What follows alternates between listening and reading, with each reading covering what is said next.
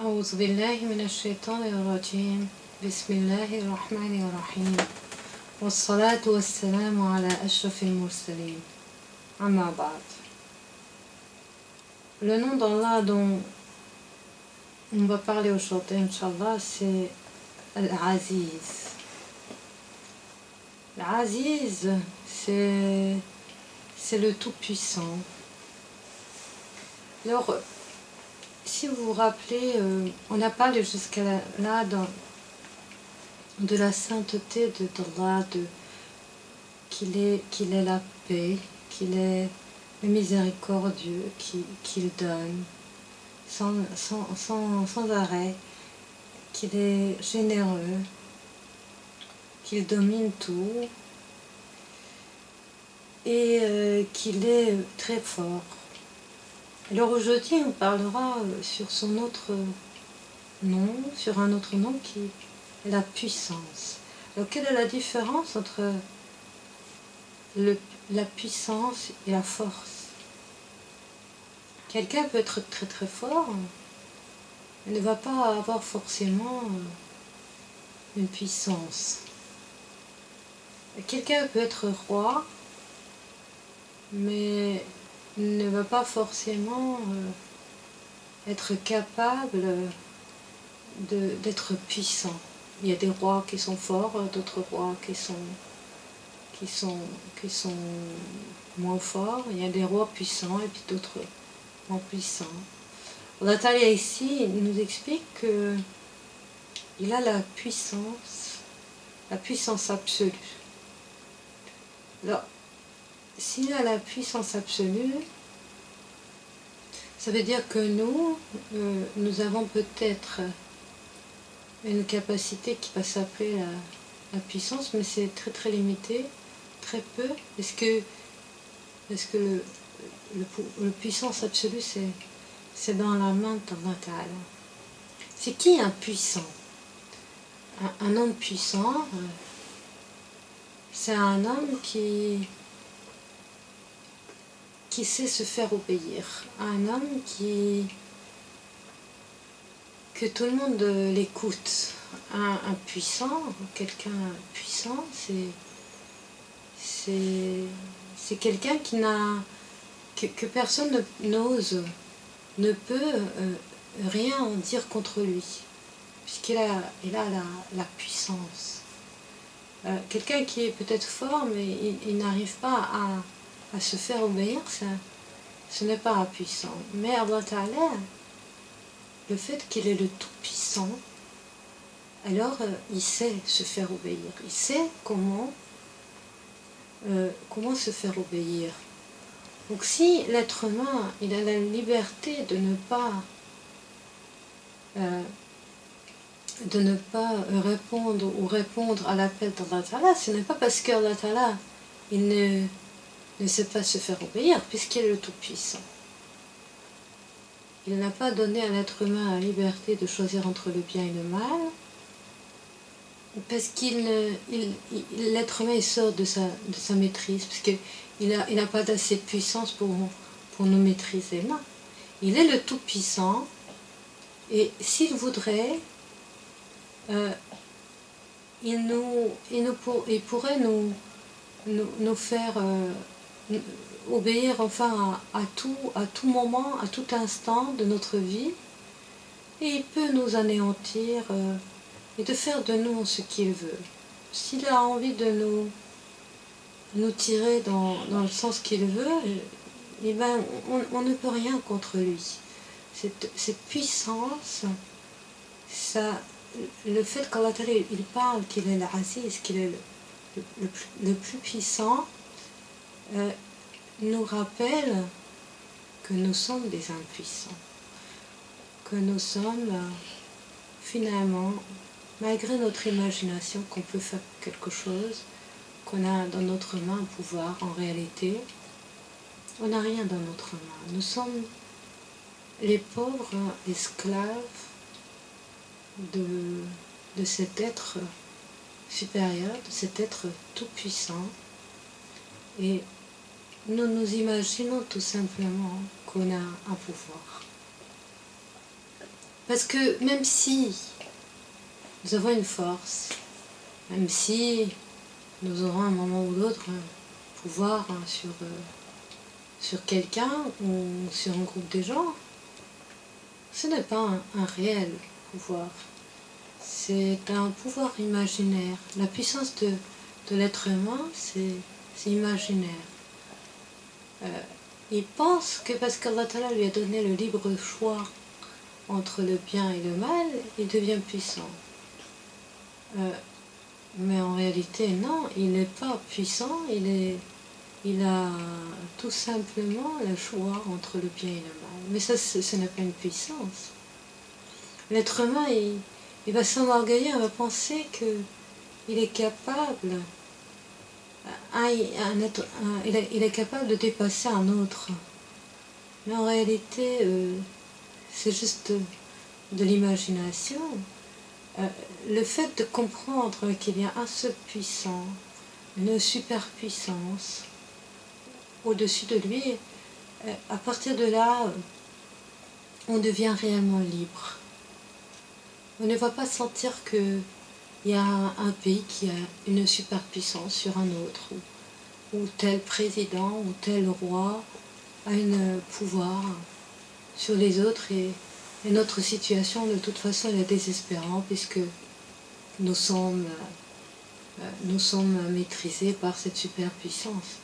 À partir du moment où on ne peut plus parler de superpuissance humaine, on ne peut plus parler de puissance humaine. On peut dire qu'Allah Ta'ala nous éprouve par le mal qui se répand à certains endroits, où les gens ils utiliseront leur force pour forcer les gens dans quelque chose qu'ils ne veulent pas. Mais la puissance de l'être humain se limite à essayer de forcer ou de vouloir priver des autres humains de leur liberté qu'Allah leur a donnée. C'est la seule puissance que nous pouvons avoir, nous des humains, en fait, essayer de priver les autres de la liberté. Alors ça, c'est quelque chose qui est difficile à supporter, mais le croyant, il est conscient que tout cela c'est juste de l'apparence. La vraie puissance, c'est dans la main d'Allah. La vraie puissance, c'est dans la main de celui qui détient le jour de jugement. C'est dans la main de celui qui distribue les gens entre le paradis et l'enfer. La vraie puissance, ce n'est pas de pouvoir faire du mal à certaines et de les tuer, ou de les emprisonner, ou bien de les priver de leur liberté de choix ou de réflexion.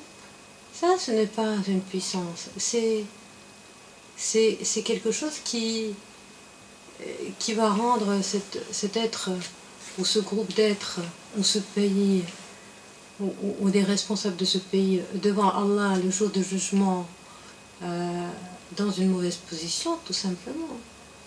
Ce n'est pas une puissance.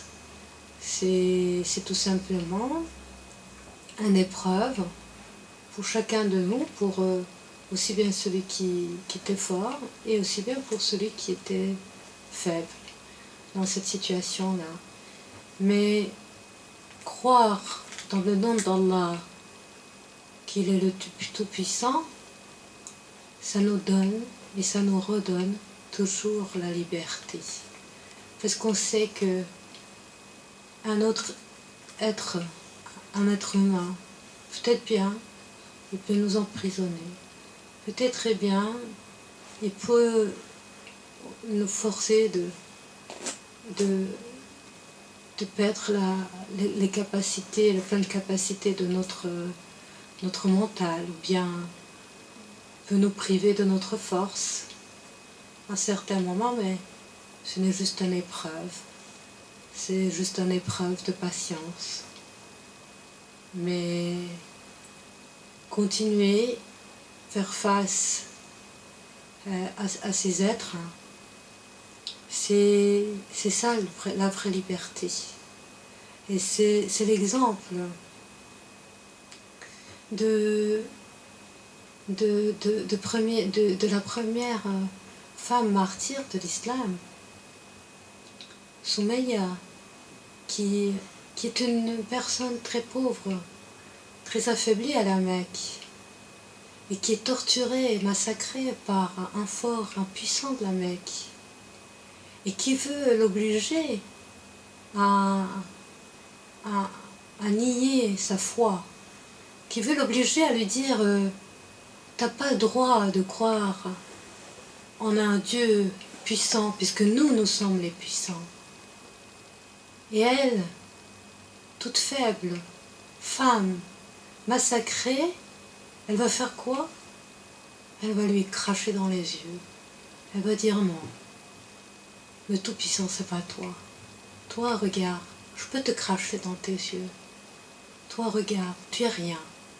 Mais le Tout-Puissant, il est au-dessus. Le Tout-Puissant, pour lequel je suis prêt de mourir, je ne nierai jamais pour un puissant imaginaire. Et c'est ça la vraie force de la foi. C'est la force de croire dans la toute-puissance d'Allah. Et cette femme, elle est tuée par cet homme qui était si impuissant qu'il avait senti le besoin de tuer un être faible, faible en argent, faible physiquement, une femme âgée. Il était si impuissant, si en colère contre ce crachat d'un être si faible qu'il la tue.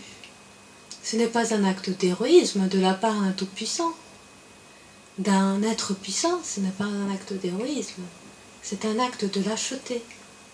Celui qui s'imaginait puissant, il va en réalité être un lâche. Il va en réalité être un être inférieur. Et celui qui gagne cette bataille, celui qui s'est accroché au Tout-Puissant,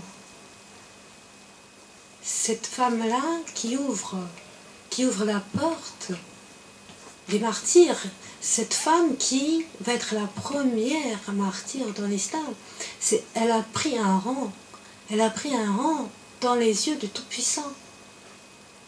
Et pourtant, si on regardait par rapport au regard humain, on ne comprendrait pas pourquoi. Mais tout de même quelqu'un qui n'est pas croyant, il va reconnaître que cette femme, avec sa pauvreté, avec son infériorité en tant que femme, infériorité physique, était un âme grand, était forte. Et elle avait une force plus grande que celui de celui qui imaginait d'être puissant. Et puis, Omar radhiyallahu anhu, avant qu'il devienne musulman, il a torturé des femmes esclaves qui se sont converties à l'islam. Alors, c'est des femmes qui sont esclaves. Il n'y a pas de plus grande faiblesse sur terre parmi les humains que d'être femme et esclave. Donc là, on est vraiment dans une situation de faiblesse absolue. Et il va taper ces femmes-là, cet homme fort, si fort que quand il entre en islam, il va tout seul faire autant de bien que toute une armée des gens. Et donc cet homme si fort, si puissant va taper ces femmes-là. Il va taper et il va se fatiguer. Et la femme ne se fatigue pas. Pourtant, c'est elle qui est tapée. Lui, il tape, il se fatigue, homme très fort, et la femme, la victime, elle supporte, et elle continue. Et Omar ne comprend pas. d'où vient cette force. Et bien cette force-là vient, il comprendra après. Au moment qu'il entre en islam, il comprendra que cette force vient d'où? De ce Tout-Puissant. Parce que quand on s'accroche au Tout-Puissant, même si on apparaît sur cette terre un être faible, un enfant, une femme, un esclave, un pauvre misérable, si on s'est accroché au Tout-Puissant, on devient des êtres forts et d'une puissance intérieure parce qu'on s'est accroché à cette puissance-là et on en a obtenu cette force intérieure, cette chose que ceux qui s'imaginent puissants et non pas, cette force que ceux qui s'imaginent que par le mal ils peuvent maîtriser ne comprennent pas. Ceux qui continuent et qui veulent encore plus battre par la force, faire du mal par la force, et en réalité ils n'obtiennent que leur propre faiblesse. Leur propre faiblesse dans ce monde ici-bas et leur punition dans l'au-delà. Et ainsi, quand on comprend qu'Allah Ta'ala est tout puissant, notre comportement change. Notre comportement sera noble dans les moments difficiles et notre comportement sera miséricordieux quand Allah Ta'ala nous a donné force et pouvoir sur cette terre. Quand Allah Ta'ala nous a donné force, pouvoir, d'argent, là on serait des vrais serviteurs. On va baisser notre tête devant le Tout-Puissant. Et tout ce qu'il nous a donné comme bien, on va l'utiliser pour répandre le bien, pour aider celui qui a besoin. On va le mettre au service de chacun. On va être humble. Et on va être loin de toute idée d'orgueil parce qu'on sait que le seul être qui est puissant, qui est tout puissant, c'est Allah. Et que à travers sa puissance, à travers cette force qu'il a, on peut arriver à la force du bien. Par contre, si on choisit le camp du mal, on perd, et on perd, et on perd toute force, et on perd la vie éternelle. وسبحان ربك رب العزة عما يصفون وسلام على المرسلين والحمد لله رب العالمين.